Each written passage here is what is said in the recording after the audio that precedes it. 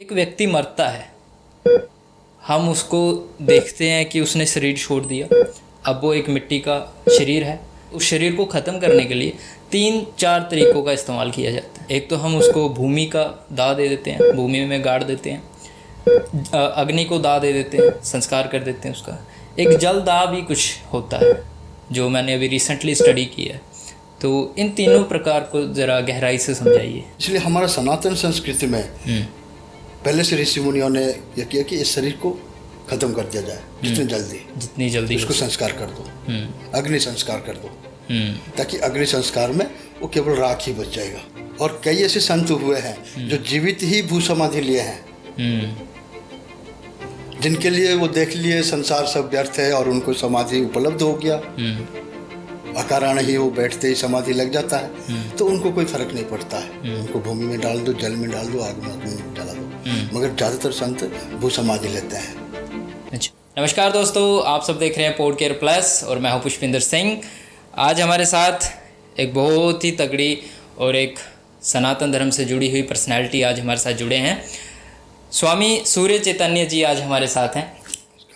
स्वामी जी, आपका बहुत बहुत स्वागत है मेरे इस छोटे से स्टूडियो में। सबसे पहले मैं आपसे एक सवाल करूंगा, आपकी सेहत ठीक है? आनंद है। आप ईश्वर की ही गोद में रहते हैं हमेशा। क्या कहना चाहेंगे, इसमें खुशी होती है कि? ये तो आनंद का पराकाष्ठा है और ईश्वर ने हमें इसके लिए चुना है। इसलिए हम सतत धन्यवाद देते हैं ईश्वर को कि उन्होंने अपने रास्ते पर हमें लगाया हुआ है, दुनिया की भटकन से दूर रखा है। क्या बात है। अगर ये सवाल मैंने आपको इसलिए पूछा क्योंकि अगर हम किसी आम मनुष्य को सिर्फ एक बात बोलते हैं कि यार 10 मिनट पूजा पाठ कर लिया कर, तो उसको ऐसे होता है कि मैं क्यों जाऊँ। तो बाबू जी, मैं आपसे एक सवाल करूँगा। आज मैंने आपको इसलिए बुलाया हुआ है क्योंकि बाहर जो हो रहा है ना सृष्टि में, इस दुनिया में, वो देखा नहीं जा रहा, वो सहन नहीं हो रहा, सहनीय नहीं है। बच्चा पैदा हो रहा है, उसको पढ़ा रहे हैं, लिखा रहे हैं, नौकरी दिलवा रहे हैं, शादी करवा रहे हैं, बच्चे फिर से हो रहे हैं, बूढ़ा हो रहा है, मर रहा है, बस ये ज़िंदगी चल रही है। आज मैं आपसे यही सवालात करूँगा कि ये जो जीवन हमें मिला हुआ है, इसको जीने का और मृत्यु को पाने का क्या राज है, क्या रहस्य है, ये आज सवालात आपसे होंगे। तो मैं चाहूँगा कि आप हमारी पब्लिक को अच्छे से अच्छे जवाब दें ताकि उनको सेटिस्फैक्शन हो कि उनको जीना क्यों है। देखिए, जीवन तो मिल गया है और जीवन जब से मिला है उसी क्षण से मृत्यु भी शुरू हो गया। हम जिसको मृत्यु कहते हैं वो एक अंत मात्र है। प्रत्येक पल मृत्यु हमारा घट रहा है, ठीक है। और इस जीवन में अपने लक्ष्य को प्राप्त कर लेना। लक्ष्य क्या है? कि स्वयं को जान लेना। मैं जन्म से पहले क्या था और मृत्यु के बाद क्या हो जाऊंगा, वो मेरा रियलिटी क्या है, मैं स्वयं कौन हूँ, कहाँ से आया हूँ और कहाँ जाना है। क्या बात है। और इस जन्म के अंदर जो अजन्मा बैठा हुआ है, उस अजन्मा को जान लेना ही हमारा जीवन का ध्येय है, लक्ष्य है। और जब तक कि हम उस अजन्मा को नहीं जानते हैं जो हमारे अंदर है, तब तक कि हम इस संसार में आते रहेंगे, भटकना है भटकते रहेंगे, और खोज करना है तो खोज भी करते रहेंगे। मगर जब तक कि हम उस अवस्था को उपलब्ध नहीं हो जाते हैं, तब तक कि हम इस संसार में आते रहेंगे। ठीक है। तो इसके लिए सभी को मेरा एक संदेश है कि थोड़ा बहुत समय निकालो, स्वयं की खोज करो, क्योंकि जो दिख रहा है ना, ये सब कुछ नहीं है। कुछ ऐसे जो दिख नहीं रहा है मगर घटित हो रहा है। बिल्कुल, उससे उपलब्ध हो जाओ। बिल्कुल। बाबूजी, इससे पहले मैं आगे बढ़ूं, एक आपसे सवाल करूंगा। बहुत सारी दुनिया है जो कहती है ये शरीर मेरा है, मैं इसका राजा हूं, चाहे मैं इसके साथ कुछ करूं वो उसकी मेरी अपनी मर्जी है। क्या एक इंसान जो जन्म ले चुका है वो अपने इस शरीर को मिटाने की पावर रखता है? शरीर को मिटाना क्या, शरीर को हर समय मिट रहा है। ये आत्मा शरीर को धारण किया हुआ है। जैसे हम वस्त्र धारण किए हैं, मैला हो जाएंगे, फट जाएंगे तो छोड़ देंगे, बिल्कुल, फिर नए वस्त्र धारण करेंगे। आत्मा अपना काम जारी रखेगा। हाँ, इस शरीर में अगर इसको उपलब्धि हो गया तो ज़्यादा भटकना नहीं पड़ेगा। इसलिए ये शरीर आत्मा का मंदिर है। ठीक है, असली मंदिर यह है, इसके अंदर परमात्मा विराजमान है। हाँ, जिस दिन आप जान जाओगे कि हाँ सच में परमात्मा इस मंदिर में है, उस दिन आप इसका केयर करना शुरू कर दोगे। यस। और साधन शरीर से होता है, साधना शरीर से होता है, और इस शरीर के द्वारा ही हम मोक्ष को प्राप्त हो सकते हैं। हम अपनी सत्ता को प्राप्त हो सकते हैं, बिल्कुल, जान सकते हैं। जैसे स्वयं को देखने के लिए दर्पण की जरूरत पड़ता है, इसी प्रकार का ये शरीर एक दर्पण जैसा है। बस इसको थोड़ा साफ करना होता है। साफ कर दो, स्वयं का अस्तित्व झलकने लगेगा। सही है। ये सवाल मैंने इसलिए किया क्योंकि आपने सुना होगा कि आजकल ना सुसाइड का दर बढ़ चुका है। लोग, छोटी सी बात होती है वो सुसाइड कर लेते हैं। यंग जनरेशन 18-17 साल के लड़के सुसाइड कर रहे हैं। तो इसलिए ये सवाल ज़रूरी है, क्या वो अधिकार रखते हैं अपने शरीर पे कि वो खुद को मार लें? ये अज्ञानता है। ये अज्ञानता है। उन लोगों को कुछ पता नहीं चलता है। माता पिता भी उनको कोई ज्ञान नहीं देते हैं आध्यात्मिक के बारे में, शरीर के बारे में। और आजकल जो स्कूल, कॉलेज में, यूनिवर्सिटी में जाते हैं, वहाँ पर रोजगार कैसा किया जाए, कैसे अच्छे जिंदगी जिया जाए, वो सब चीज़ें सिखाया जाता है। चरित्र निर्माण नहीं सिखाया जाता है। सही बात। खुद का वैल्यू क्या है? पैसे रुपए से, धन से हम तोलते हैं। जीवन की जो पराकाष्ठा है उसको हम नहीं देखते हैं। इसलिए अज्ञानता के कारण मनुष्य सोचता है कि एक समस्या उत्पन्न हुआ, ये हल नहीं हो पाया, शरीर को छोड़ दो। क्या समस्या हल हो जाएगा, समाधान हो जाएगा? नहीं होगा, क्योंकि उनको पता नहीं मैं एक यात्रा में, ये आत्मा जो है इस शरीर के द्वारा एक यात्रा कर रहा है। और क्या है, उसका यात्रा तो अधूरा रह जाएगा और बीच भंवर में वो डूब जाएगा। बिल्कुल, यह अज्ञानता है। और सुसाइड करने वाले उनको शांति नहीं मिलता है, वो भटकते रहते हैं। हाँ, जैसे कि मेरा अगला सवाल ही ये है कि व्यक्ति के मरने के बाद, इस शरीर के मरने के बाद, उस आत्मा का जो सूक्ष्म है, जो अमर है, जो कभी नहीं मरती, उसका क्या होता है? आत्मा अमर तभी होता है जब वो विकारों की, प्रारब्ध की, कर्म की प्रारब्ध से ऊपर उठ चुका है। कोई संस्कार उसके ऊपर लिपायमान नहीं है उसको ये संसार में खींचने के लिए। तो जब तक कि आत्मा वहाँ पर से छुटकारा चाहता है और शरीर को छोड़ दिया, छोड़ने के बाद उसकी, वो अगर ज्ञानी होके मरता है, शरीर संसार की माया से, मोह से दूर होके मरता है, तो वो समाधिस्थ हो जाएगा। ओके, ठीक है। जब तक कि उसको इच्छा नहीं होगा, वो कोई शरीर का खोज नहीं करेगा, वो समाधिस्थ अवस्था में रहेगा। अगर वो माया में, मोह में, किसी प्रकार का बदला लेने में, किसी प्रकार का किसी को कुछ देने में, इस प्रकार के कोई कर्म का संस्कार ज़्यादा होगा तो वो भटकता रहेगा। पहले तो वो 10-12 घंटा तक के अपने शरीर के चारों तरफ मंडराएगा कि मुझे मौका मिल जाए, मैं फिर से इस शरीर में एंट्री कर जाऊं, फिर से इस दुनिया को जी लूं, मगर वो असंभव होता है। इसलिए क्या करते हैं, हमारा हिंदू सनातन धर्म में शरीर को तुरंत ही जला देते हैं ताकि वो आत्मा इस शरीर के आसपास और भटके नहीं, और फिर अपने रास्ते पकड़ ले। मगर इसके ऊपर बहुत लोगों का बहुत सारे राय है, अलग अलग विचार है। मगर एक बात तो सत्य है कि जब तक कि आपको कर्म का संस्कार जुड़ा हुआ है आत्मा के साथ, तब तक कि आप शरीर छोड़ने के बाद भी भटकेंगे। यानी कि जब जिस समय आपको ऐसा लगे कि आपका शरीर जो है वो मुक्त होने के लिए तैयार है, हाँ। तो आपको अपने ऊपर फोकस करना है। हाँ। और ये जो सांसारिक रियलिटी है इस पर नहीं।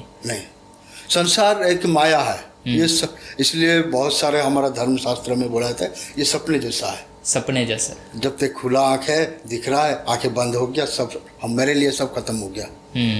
जब तक कि मैं देख रहा हूँ मेरे लिए संसार है। आप बोलेंगे अंधा भी है, उसके लिए संसार नहीं है, मगर वो अलग अपवाद है। हाँ। मेरे कहने का अर्थ दूसरा है कि जब हम मृत्यु को उपलब्ध हो जाते हैं तो मेरे लिए संसार खत्म हो जाता है। मगर अज्ञानी लोग जो होते हैं, जो भी ज्ञान को उपलब्ध नहीं होता है, वो शरीर छोड़ने के बाद भी इस संसार में जाने के लिए बार बार तत्पर होता है। इसी से एक सवाल अगला ये भी होगा कि ये जो आत्मा है, बहुतों ने ऐसा देखा होगा, समझा होगा, ये सुना होगा कि आत्मा कभी मरती नहीं, वो हमेशा चलती रहती है, वो हमेशा जीवित रहती है। एक शरीर छोड़ा है, दूसरी में प्रकट हो गई। वहीं पे दूसरे लोगों की एक सोच और भी है, भूत प्रेत और नेगेटिव एनर्जी, लोग इसको भी मानते हैं, बहुत मानते हैं।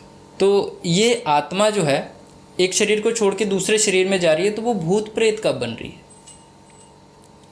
जो लोग भूतकाल में जीते हैं वो भूत बनते हैं। अच्छा। आप अधिकांश लोगों को देखते होंगे वो अपना गुजरा हुआ काल को ही रोते हैं। अच्छा, यानी कि जो पास्ट को रो जो रहे हैं, हो गया हाँ, उसको ही याद करते रहते हैं। हाँ, आगे नहीं बढ़ते हैं। वो भूत योनियों में चले जाते हैं। और कुछ लोग होते हैं वो भविष्य के सपने ही देखते रहते हैं, फ्यूचर फ्यूचर फ्यूचर। वो भी भूत प्रेत योनियों में एंट्री कर जाते हैं। अच्छा। मगर जो शरीर छोड़ते समय स्वयं में स्थित होता है, पूरा प्रेजेंट वर्तमान अवस्था में रहता है, उसके लिए ये भूत प्रेत योनि नहीं है। ओके। वो कुछ दूसरे डायमेंशन में चले जाएगा। ओके, यानी कि वो नेक्स्ट शरीर को जल्दी ही, वो अपना नेक्स्ट शरीर में जा सकता है। हाँ। या तो कुछ दिन वो वेट कर सकता है कि मुझे ऐसे शरीर देने वाला माता पिता भी तो चाहिए। बिल्कुल। ऐसा लालन पालन करने के लिए कि मैं इस जीवन में जो साधना किया हूँ, अगले लाइफ में मुझे वो सुजग पहले से मिले। फिर उसी तरह सा वो परिवेश उत्पन्न हो तो वो कुछ देर ठहर भी सकता है। अच्छा। फिर वो चयन करता है किस तरह से परिवेश में मुझे जन्म लेना है, ताकि मैं अगला जीवन को सार्थक कर सकता हूँ। सवालात तो स्वामी जी ऐसे ही चलते रहेंगे। एक जो मेरे मन में शुरू से ही सवाल रहा है कि एक व्यक्ति मरता है, हम उसको देखते हैं कि उसने शरीर छोड़ दिया, अब वो एक मिट्टी का शरीर है। उसको यहाँ से भेजने के लिए, उस शरीर को ख़त्म करने के लिए 3-4 तरीक़ों का इस्तेमाल किया जाता है। अमूमन सनातन धर्म में 3 तरीक़े का इस्तेमाल किया जाता है। एक तो हम उसको भूमि का दाह दे देते हैं, भूमि में गाड़ देते हैं। अग्नि को दाह दे देते हैं, संस्कार कर देते हैं उसका। एक जल दाह भी कुछ होता है जो मैंने अभी रिसेंटली स्टडी किया है। तो इन तीनों प्रकार को ज़रा गहराई से समझाइए। मैं पहले भी आपको कह चुका हूँ, अभी मैं इसको विस्तार से कहता हूँ। जैसे कोई संतान पैदा हुआ, संसार देख नहीं पाया, साल भर के अंदर उसको कुछ समझ में नहीं आया है और वो शरीर छोड़ दिया, तो हम उसको भूमि में भूत समाधि दे देते हैं, दफना देते हैं या तो जल में विसर्जन कर देते हैं। बच्चों को होता है, किया जाता है, हमारा सनातन में कई बार हुआ है। और जो संसार को देख लिया है, अपना समय पूरा करके मृत्यु को उपलब्ध हो गया है, फिर वो उसका मृत्यु हो जाता है। मगर उसका जो संसार में नाते रिश्ते, जो लेन देन व्यवहार है, मोह है, माया है, अपने संगीजनों के साथ लगाव है, वो चीज़ें उसको खींचता है। वो देखता है शरीर छूट गया, मेरे पत्नी रो रहे हैं, बच्चे रो रहे हैं, ये सब देख रहा है। तो वो फिर से उस शरीर में प्रवेश करने की बहुत कोशिश करेगा, जबकि यह असंभव है, फिर भी वो कोशिश करेगा। और कई बार ऐसा हम देखते भी हैं। कई बार होता है, वो अपवाद है। हाँ। उसको कहीं भी ऐसे जिक्र नहीं, वो अपवाद है, कोई कोई वापस आ जाता है। हाँ। मगर जो पूरा करके निकल गया है उसके लिए ये होता है। इसलिए हमारा सनातन संस्कृति में पहले से ऋषि मुनियों ने यह किया कि इस शरीर को खत्म कर दिया जाए जितनी जल्दी उसको संस्कार कर दो, अग्नि संस्कार कर दो, ताकि अग्नि संस्कार में वो केवल राख ही बच जाएगा। जब आत्मा देखता है कि ये शरीर मेरे काम का नहीं है, पूरी तरह से खत्म हो गया है, वो उधर से फिर अपने आप को हटा के अपने रास्ता की ओर निकल जाता है, अगले शरीर की खोज में निकल जाता है। तो फिर अपने अगले पड़ाव की ओर जाता है और उसको अपने कर्म के पाप पुण्य के हिसाब से उसके कर्म का पलड़ा जैसा होगा उसी प्रकार का जन्म प्राप्त होता है। हाँ स्वामी जी, ये सब हमने बहुत आम बातें सुनी हुई हैं। ये सब आम है। हाँ। ये सब हमने देखा हुआ है। ये जलदाह जो चीज़ है ना, जलदाह, इसमें कुछ क्लैरिफिकेशन नहीं है। जलदाह क्या है? वो जलदाह नहीं, उसको जल समाधि कहा जाता है। हमारा संतों के भाषा में उसको जल समाधि कहा जाता है। जब कई संत ऐसा हमारा भारत में हुए हैं, अभी तक के भी चल रहा है कि संत जब समाधिस्थ होते हैं, शरीर छोड़ते हैं, उनको बैठाया जाता है, एक लकड़ी के पेटी बना जाता है, उसके बीच में कोई भारी वाला चीज़ रख के उनको गहरे जल में डुबो दिया जाता है, ताकि वो शरीर भी जो जल में रहने वाले जो प्राणियाँ होते हैं वो अपना भोजन करके उसको ख़त्म कर दे। मगर क्या है, जो संत आत्मा होते हैं उनको पता होता है वो शरीर से चिपकते नहीं है, वो हट जाते हैं। और दूसरी बात है, उनको आसन में बैठा के समाधि दिया जाता है। आसन में बैठा के, यस। तो जो संत आत्माएं होते हैं वो चिपकते नहीं हैं और उनका यह ध्येय होता है कि ये शरीर जाते जाते किसी के काम में आ जाए। अच्छा। कोई प्राणी, हम जैसे बहुत सारा भोजन किए, इधर उधर हम अपने शरीर को पाले, वैसे हमारे शरीर को भी खा के कोई जी ले। ठीक है, इसलिए जल समाधि दिया जाता है। और संतों को भू समाधि भी दिया जाता है। अच्छा। और कई ऐसे संत हुए हैं जो जीवित ही भू समाधि लिए हैं, जिनके लिए वो देख लिए संसार सब व्यर्थ है और उनको समाधि उपलब्ध हो गया, अकारण ही वो बैठते ही समाधि लग जाता है, तो उनको कोई फर्क नहीं पड़ता है। उनको भूमि में डाल दो, जल में डाल दो, आग में अग्नि डाला दो। मगर ज़्यादातर संत भू समाधि लेते हैं। अच्छा। क्योंकि भू समाधि में शरीर का अंश बहुत दिनों तक के स्टोरेज होके रहता है। और इसलिए संतों के समाधि के ऊपर हम शिवलिंग का स्थापना करते हैं, उनको पूजन करते हैं, वो भी जागृत हो जाते हैं। क्योंकि संत के शरीर चैतन्य होता है, उसका साधना उस शरीर को चैतन्य कर देता है, उसका कण कण चैतन्य हो जाता है। शरीर छोड़ने के बाद भी शरीर में वो पुण्य का पराकाष्ठा रहता है। इसलिए हमारा संत लोग भू समाधि भी लेते हैं, जल समाधि भी लेते हैं। ये गृहस्थों के लिए नहीं है। गृहस्थों के लिए नहीं, गृहस्थ के लिए अग्नि समाधि ही है। ये सनातन विचार है।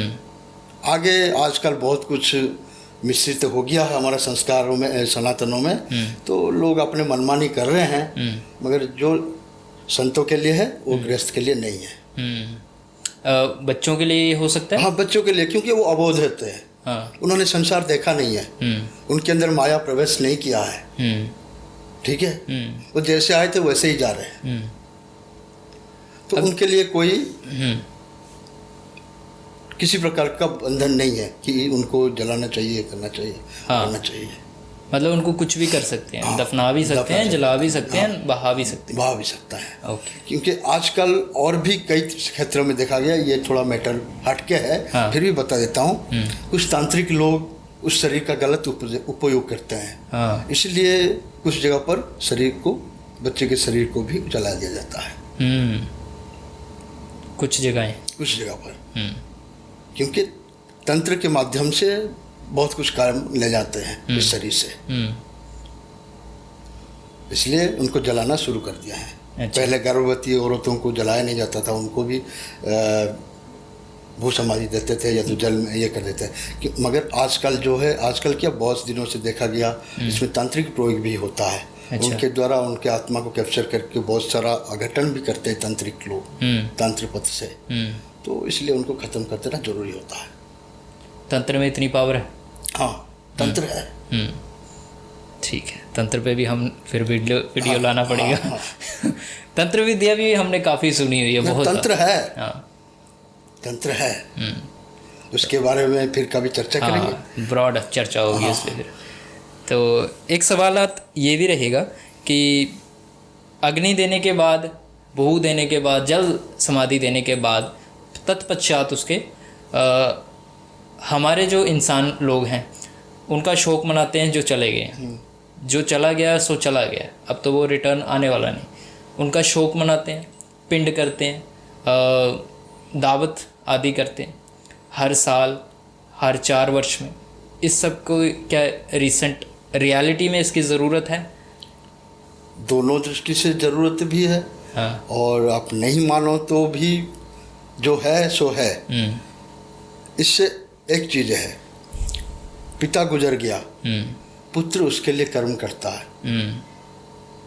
पिता के स्मृति में अन्नदान करता है, भूदान करता है, गोदान करता है, वस्त्र दान करता है। इन दान करने का जो पुण्य फल है पुत्र को प्राप्ति होता है। ओके। नाम पिता का होता है, मगर इस दान का जो फल है, जो पुण्य है, पुत्र को प्राप्त होता है। इसलिए हमारा सनातन हर एक वक्त को, हर समय को फायदे में लेने के लिए हर दिन, हर पल कुछ ना कुछ देवी देवता के निमित्त व्रत रखो, उपवास करो, दान करो, ये करो, अपने ईश्वर आराधना करो, ठीक है, जप करो, तप करो। ये सभी प्रकार का विद्याएं हैं हमारे सनातन में। इसलिए मृत्यु को भी हम लोग उत्सव ही मानते हैं। मृत्यु दुख नहीं है, मृत्यु अवश्य है, और मृत्यु एक उत्सव है। उत्सव, यस।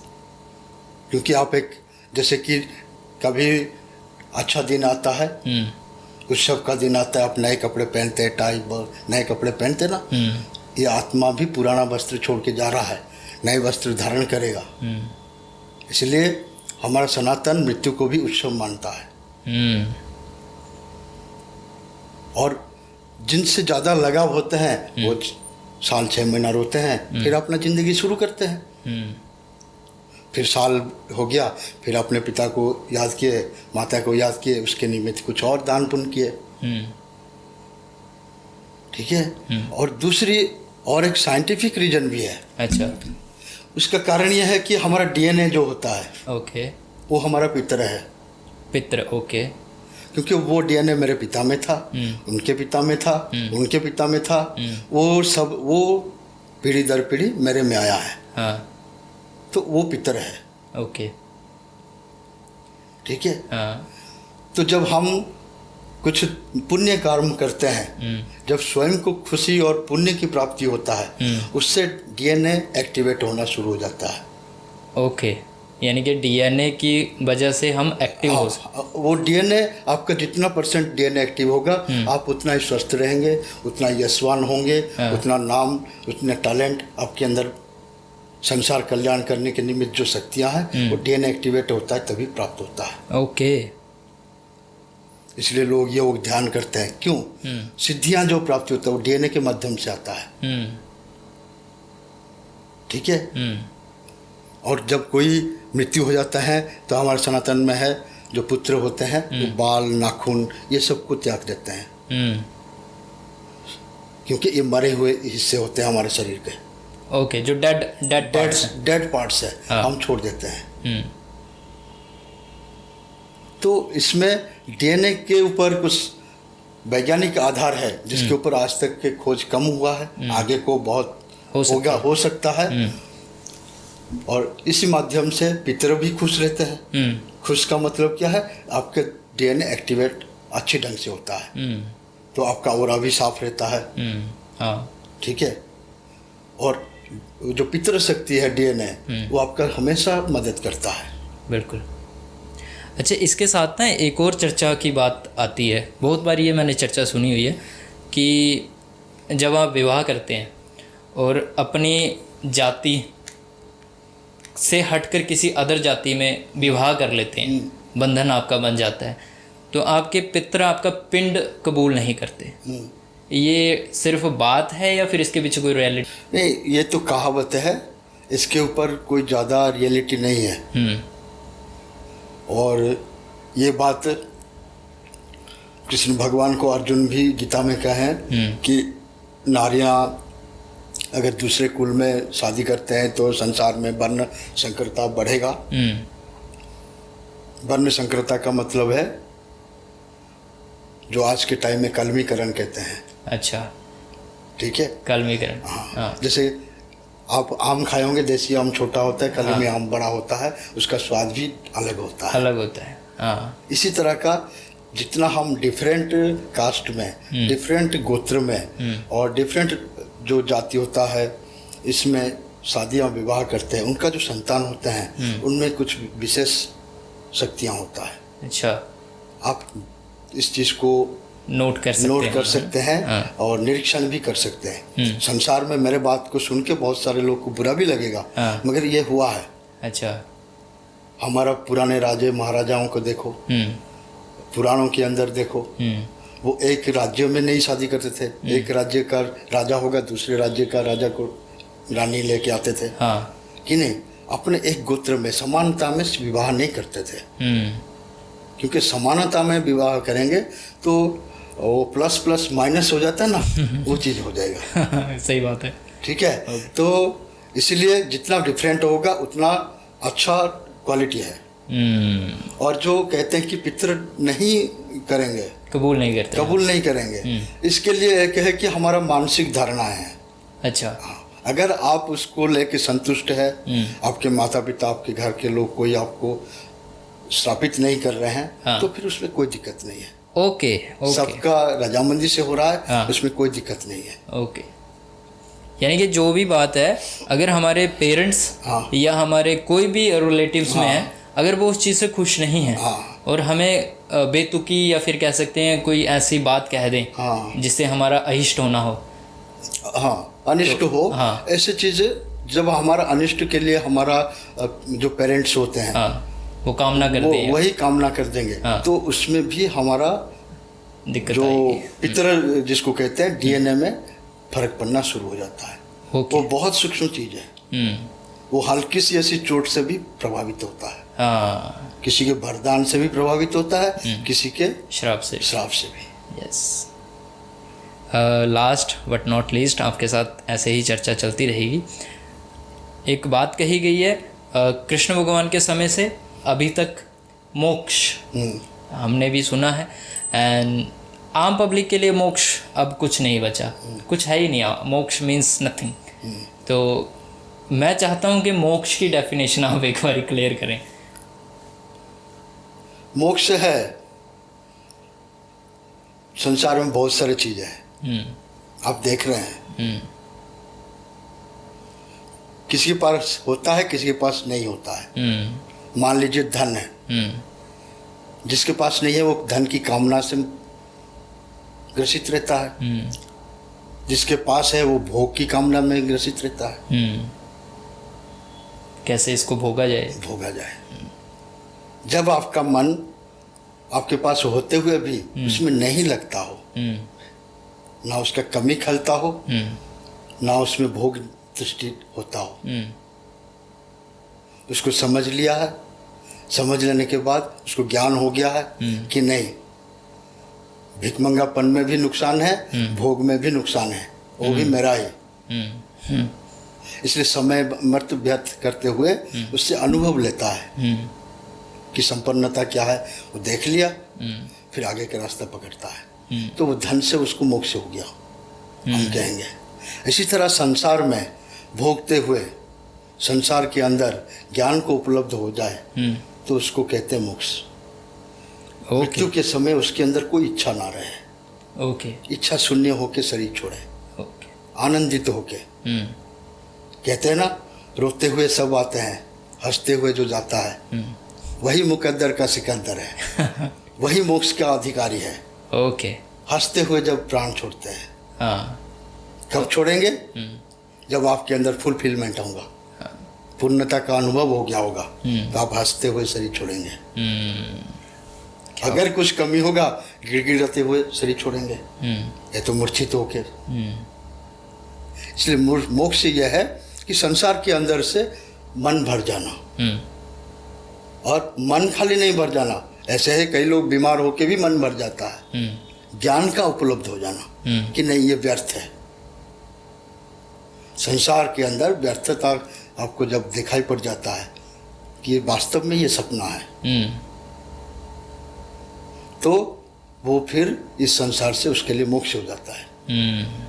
फिर वो आगे की ओर उसका आत्मा निकल जाता है। क्या बात है, क्या बात है, क्या बात है।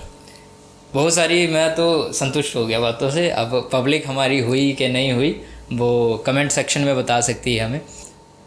हमारे स्वामी जी ने बहुत सारी बातें क्लियर करी हैं। मुझे लगता है कि ये बातें बहुत आम नहीं हैं, तो इनको ज़रूर सुने। कमेंट सेक्शन आप लोगों के लिए हमेशा खुला रहता है, अपने विचार बताएं। और अगर हमसे कोई सवाल छूट गया हो या हमारी बात में कोई त्रुटि आपको लगे तो उस पर भी क्वेश्चन उठाना आपका फ़र्ज़ है।